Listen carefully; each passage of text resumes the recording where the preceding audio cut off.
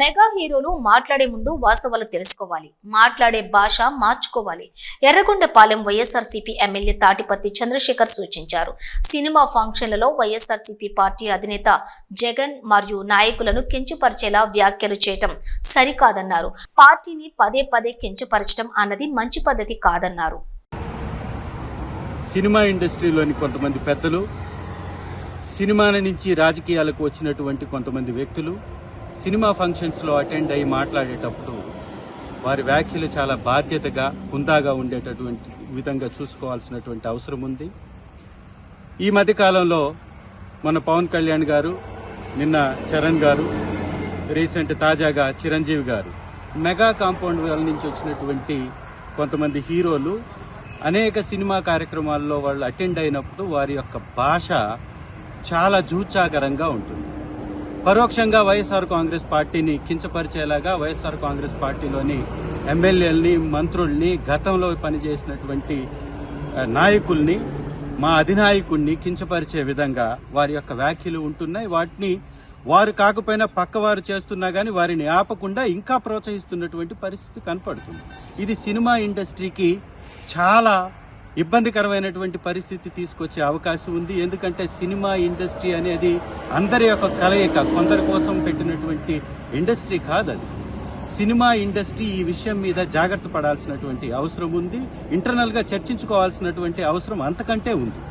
ఎందుకంటే ఒకరి కడుపు మంట కోసం, ఒకరి రాజకీయ స్వప్రయోజనం కోసం, కేవలం మెగా కాంపౌండ్ వాళ్ళ నుంచి వచ్చినటువంటి హీరోల స్వప్రయోజనం కోసం వారు 1,32,00,000 మంది ఓట్లు వేసినటువంటి వైఎస్ఆర్ కాంగ్రెస్ పార్టీని కించపరుస్తూ పదే పదే మాట్లాడడం అనేది ఇది ఒక మంచి పద్ధతి కాదు. దీనికి తగిన మూల్యం చెల్లించుకోక తప్పదు. ఇది ఇండస్ట్రీలో నుంచి వచ్చినటువంటి పెద్దలు కూడా ఈ మధ్య కాలంలో చాలా మంది వైఎస్ఆర్ కాంగ్రెస్ పార్టీ అధ్యక్షుల వర్యులు శ్రీ జగన్మోహన్ రెడ్డి గారిని ఉద్దేశించి కూడా వారి వ్యాఖ్యల్ని చూసినట్లయితే చాలా దిగజారి మాట్లాడుతున్నటువంటి పరిస్థితి ఉంది. ఇది ఖచ్చితంగా దీన్ని సవరించుకోకపోతే చాలా పెద్ద ఇబ్బంది జరిగేటటువంటి అవకాశం ఉంది. ఎందుకంటే సినిమాలో ఎమోషన్స్ని మీరు చూపించినట్టే పార్టీలో ఉన్నటువంటి మాలాంటి స్వాభిమానం కలిగినటువంటి నాయకులకు కూడా ఎమోషన్ ఉంటుంది. మా నాయకుడి కోసం మేము నిలబడతాం. కాబట్టి మీరు మాట్లాడేటటువంటి మాటలు హుందాగా లేకపోతే తగిన మూల్యం మీరు చెల్లించుకుంటారు. ఇది సినిమా ఇండస్ట్రీని దగా చేస్తున్నటువంటి వారిని కొంతమంది ఈ సినిమా ఇండస్ట్రీలో ఉన్నటువంటి పెద్దలు కూడా గ్రహించాలి.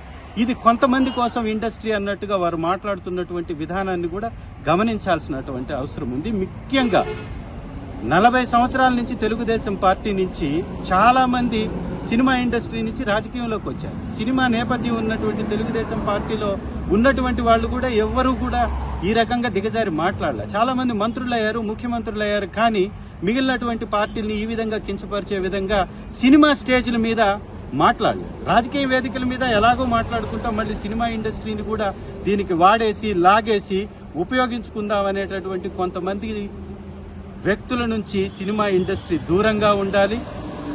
ముఖ్యంగా మెగా హీరోలకు కూడా చెప్తున్నాం, మీరు సినిమా నుంచి ఎదిగిన తర్వాత మెగా హీరోలుగా మీరు పరిణితి చెందారు. మీరు సినిమా ఇండస్ట్రీకి మెగా హీరోలుగా ఉండాలనే మేము కోరుకుంటున్నాం. మీరు ఈ మధ్య చేసేటటువంటి కార్యక్రమాల ద్వారా సినిమా ఇండస్ట్రీకి దగా హీరోలుగా మారుతున్నారు.